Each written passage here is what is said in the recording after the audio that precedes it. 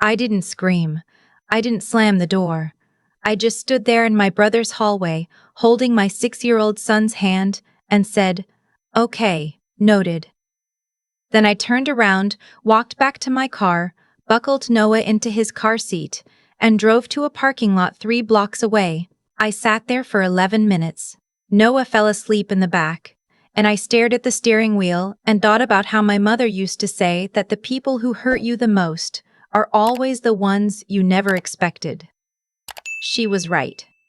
She was always right. I just didn't understand it until she was gone. My name is Maya. I'm 31 years old. I'm a registered nurse. I work the overnight shift at Mercy General, and for the past 2 years I have been raising my son completely on my own.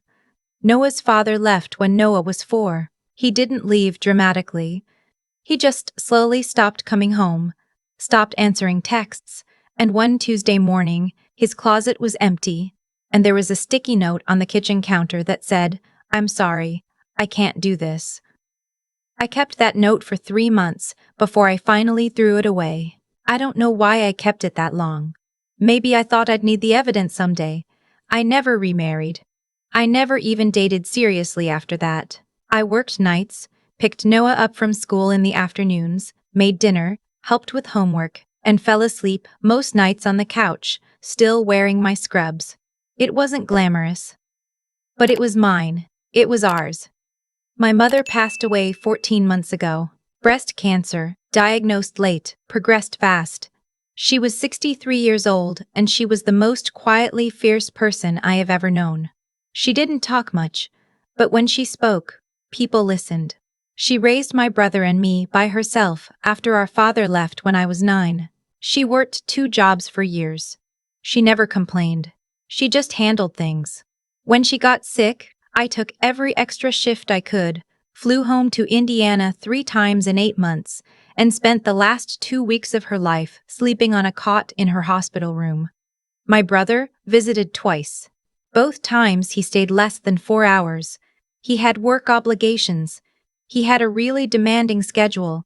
He told me on the phone once that I was better at this stuff than he was, as if watching your mother die was a skill set some people just happen to have.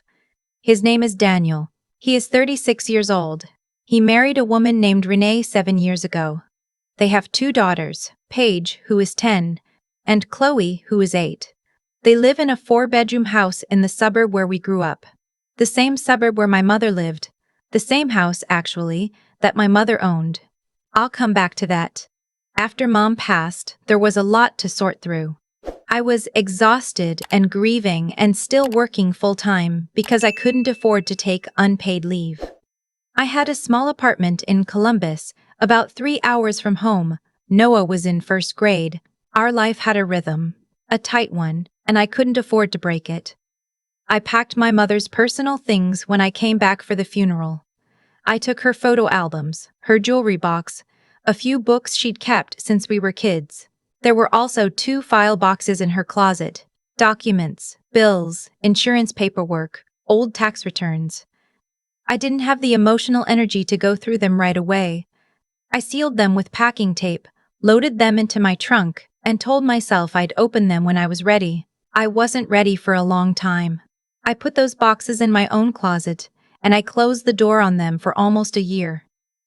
That was my first mistake. Or maybe it wasn't a mistake. Maybe it was just grief. I'm still not sure there's a difference. 3 months ago, the roof of my apartment building failed during a bad February storm. Water came through the ceiling of 4 units, including mine. The damage was significant. Flooring, drywall, my bedroom closet completely soaked through.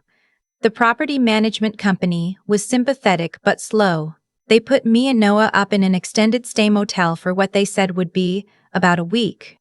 3 weeks later, we were still there. Noah was sleeping on a pull-out sofa.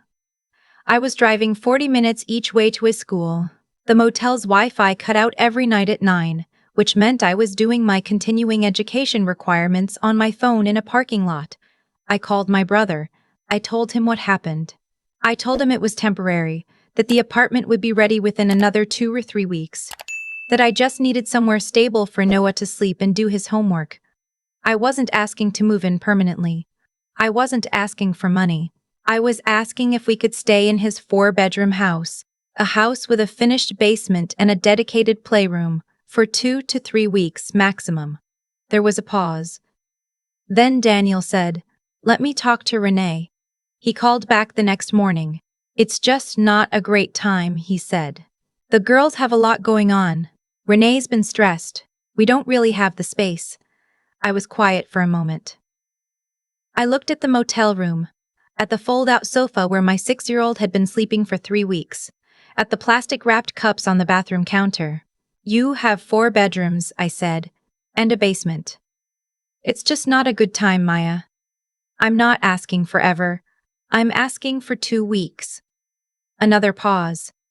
And then Renee's voice came on the line, which told me she'd been sitting right there the whole time.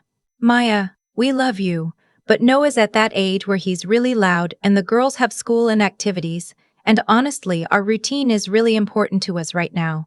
Noah's at that age, he was 6. He was a quiet, gentle kid who loved dinosaurs and drawing and narrating everything he built with Legos.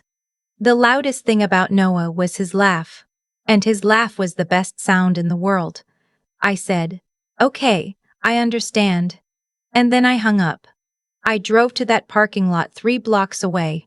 I sat there for 11 minutes.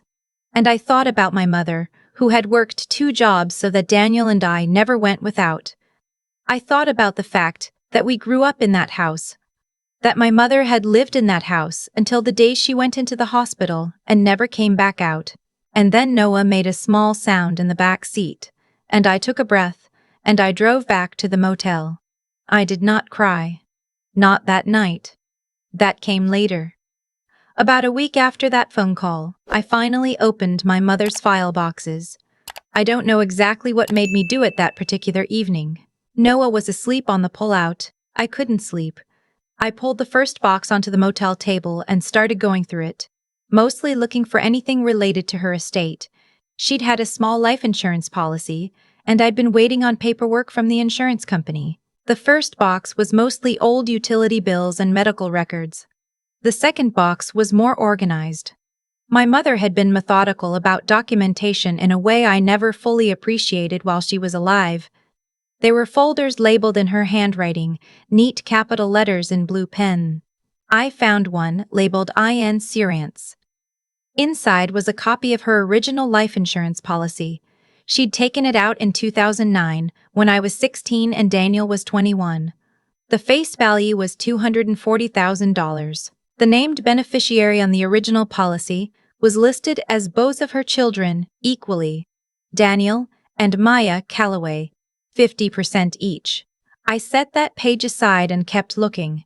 Behind it was a second document. It was a beneficiary change form, dated about 4 years earlier, signed in my mother's name. It changed the beneficiary allocation to 90% Daniel Calloway, 10% Maya Calloway. I read it 3 times. My mother had never mentioned this to me. Not once. In all our conversations over the years, in all the times we talked about money and the future and what would happen when she was gone, she never said a word about changing her life insurance beneficiary. I looked at the signature. I had seen my mother's handwriting my entire life. The way she made her capital M with 2 sharp peaks. The way her lowercase a always closed completely. The way she crossed her T slightly to the left. This signature was close. But it wasn't right. The M had a soft curve at the top. The M had a soft curve at the top. The A was open. The T cross sat dead center. I sat very still for a long time. Then I went to my phone and I searched for the insurance company's customer service number, and I noted that their offices would open at 8 in the morning. I set an alarm. I put the document back in the folder. I closed the box, and I lay down on the edge of the pull-out sofa next to my sleeping son. And I stared at the ceiling, and I thought about all the times Daniel had called me after Mom's diagnosis, asking whether she had a plan for her finances. I thought about how he had asked me, twice, whether I knew what she was doing with the house. I thought about how, at the funeral, he had already spoken to the real estate agent. I thought about the sticky note on my kitchen counter 2 years earlier. I'm sorry, I can't do this. I thought about how I was always the one who stayed. I called the insurance company at 8:02 the next morning, standing outside the motel in the February cold, while Noah ate cereal at the table inside, visible through the window. I explained that I was a named beneficiary on my mother's policy. I gave her policy number. I asked whether a beneficiary change had been processed in the last 5 years, and whether I could request a copy of that documentation for my records. The representative was polite and thorough. She put me on hold for about 4 minutes. When she came back, her voice had shifted slightly. She said she was noting some flags on the account related to that beneficiary change, and asked if I would be willing to speak with their special investigations unit. She said it wasn't anything to be alarmed about. She said they just had some questions they'd been hoping to resolve.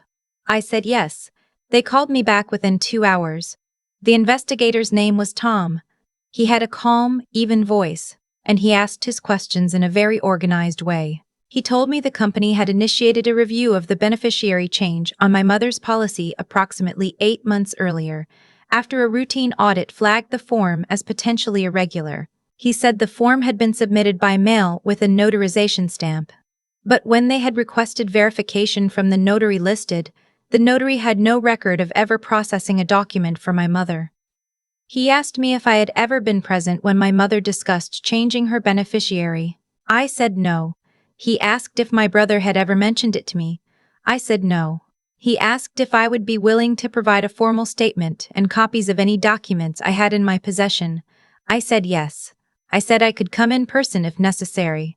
He said that would actually be very helpful. I want to be honest about what I felt in that moment. It wasn't triumph. It wasn't even anger exactly. It was something quieter and heavier than that. It was the specific grief of realizing that someone you grew up with, someone who shared your childhood and your mother and your history, had looked at their grieving sister living in a motel with a 6-year-old and still thought, how do I make sure I get more? That's a particular kind of loneliness. I don't have a better word for it. I met with the Special Investigations Unit in person the following week. I brought both file boxes. I brought every document I could find. I had also, in the days before that meeting, taken the beneficiary change form to a FedEx office and made several copies, which I stored separately. Tom introduced me to a woman named Sandra who worked in their legal compliance division. She was professionally warm in the way that people are when they're about to tell you something significant and they want to make sure you don't panic. She told me the investigation had been ongoing for most of the year. She told me that the notarization on the beneficiary change form had been confirmed as fraudulent. The stamp belonged to a notary in Indianapolis who had never met my mother and whose stamp had apparently been copied from a different document. She told me that the insurance company had not yet paid out on the policy because the fraud flag had frozen the disbursement pending investigation. She told me that with my cooperation and documentation, they were now in a position to move forward, and that as the original co-beneficiary under the unaltered policy, I was entitled to my 50%, which came to $120,000. She also said very carefully that the evidence they had compiled had already been referred to the State Insurance Fraud Division, and that my brother was likely to receive a formal notice in the near future. I nodded. I thanked her. I kept my voice completely even throughout. On the drive back to the motel, I stopped at a red light and I finally cried. Not for long. Just long enough. Then the light changed and I drove on. I want to tell you about the moment Daniel found out. I didn't tell him myself. I had thought about it. I had rehearsed different versions of the conversation in my head. Confrontational ones. Measured ones. The one where I say everything I'd been holding for months. But every time I imagined actually saying those words to him, I felt tired. Deeply, structurally tired in a way that had nothing to do with my overnight shifts. He found out when the insurance fraud investigator contacted him directly. He called me 20 minutes later. Maya. His voice was tight. What did you do? It wasn't a question. I found Mom's insurance documents, I said. I asked questions. You went to the investigators? Without talking to me first? Daniel, I said, Were you going to tell me you changed Mom's beneficiary form? Silence. I did that with her permission, he said finally. She agreed to it. The notary stamp was fraudulent, I said. The notary has no record of ever meeting her. More silence. You don't understand the full situation, he said. I did a lot for her when she was sick. I covered a lot of expenses. You visited twice, I said, both times for less than 4 hours. He hung up. He called back 12 minutes later. His voice had changed, less controlled, more frantic. Maya, listen. This is going to become a legal issue. That's not good for anyone. There has to be a way to handle this between family. And that word, family, sat in the air between us, and I thought about a parking lot 3 blocks from his house, and a 6-year-old asleep in a car seat, and Renee's voice saying Noah's at that age. And I thought about my mother working 2 jobs for years so that her children would be okay. Daniel, I said, the investigators are handling it. I'm not involved in those decisions. You could tell them you don't want to pursue it. I already gave my statement, I said. I can't take that back, and I wouldn't. He said some things after that. They were ugly things. Things about how I had always been jealous of him. How I had tried to turn our mother against him. How I was doing this out of spite. I let him finish. I didn't respond to any of it. When he stopped talking, I said, I hope the girls are doing well, and I ended the call. Renee texted me 2 days later. It was a long text, multiple paragraphs, about family loyalty and the importance of forgiveness, and how going to investigators was a betrayal of everything their family stood for. I read it once. I didn't reply. I want to be clear about something. I did not do what I did to punish my brother. I did it because I found a document that looked fraudulent, and I asked questions, and those questions led to an investigation that had already been underway for nearly a year. I didn't engineer any of this. I just stopped ignoring it. My mother worked for 37 years. She raised 2 children alone. She saved carefully and lived modestly and took out a life insurance policy so that when she was gone, her children would have something. She intended for me to have half of that. Someone decided I shouldn't know about it. I wasn't going to pretend I hadn't found out. The insurance company finalized the disbursement 6 weeks after our meeting with Sandra. $120,000 deposited directly into my account. I sat at the motel table after Noah went to bed that night, and I looked at my bank balance for a long time. It didn't feel like winning. It felt like something being returned to me that should have been mine all along, arriving 4 years late, after a detour I never agreed to. My apartment repairs had been completed by then. Noah and I had moved back in, but the motel experience had made something clear to me that I'd been avoiding for a while. Columbus was not where I wanted to raise my son permanently. It was where I'd landed after my marriage fell apart, and I'd stayed because of inertia, and because leaving felt like too much to organize while also working nights and raising a child alone. But I'd been there 7 years, and I didn't feel rooted. I felt like a person waiting for her real life to start. I used $62,000 to put a down payment on a small house in a town called Milford, about 40 miles outside Indianapolis. I'd looked at it online for 2 weeks before I drove out there on a Saturday afternoon with Noah. It was a 1940s craftsman on a quiet street, 3 bedrooms, a big backyard, a neighborhood with sidewalks and mature trees, and kids Noah's age visible through the windows of surrounding houses. Noah stood in the empty second bedroom, the one that would be his, and turned around slowly, looking at the walls, and said, "Mama, this room is just mine?" "Just yours," I said. "I can put up whatever I want." "Whatever you want." He thought about this very seriously. Then he said, "I want a dinosaur wall." "Done," I said. We painted it together on a Saturday in late April. He chose the color, a deep teal he called ocean water. We used a stencil kit to put dinosaurs along the bottom border. It took all day. We ordered pizza for dinner and ate it sitting on the floor because the furniture hadn't arrived yet. Noah fell asleep that night in a sleeping bag in his new room, in his new house, under his dinosaur wall. I sat in the empty living room after he fell asleep, and I let myself feel it. The full weight of everything that had happened in the past year. The grief for my mother that I hadn't really let myself sit with properly. The anger at my brother that I'd kept very controlled and that I now allowed to move through me and settle. The exhaustion of 2 years of doing everything alone. The weird, disorienting relief of having actual resources for the first time in my adult life. I thought about my mother. I thought about what she would say if she could see this house, this room, this child asleep under his dinosaur wall. I thought she would be quiet for a moment, the way she always was before she said something that mattered. And then she would say, "Good, you handled it. I haven't spoken to my brother since the phone call where he said those ugly things. I haven't responded to Renee's texts. I have thought about what reconciliation might eventually look like and whether it's something I want. And I don't have an answer to that yet. I don't think I need one right now. What I know is this. Noah started at his new school in May. He made a friend named Marcus within the first week, a boy who also loves dinosaurs, as it turns out, which Noah interpreted as a sign of something cosmic.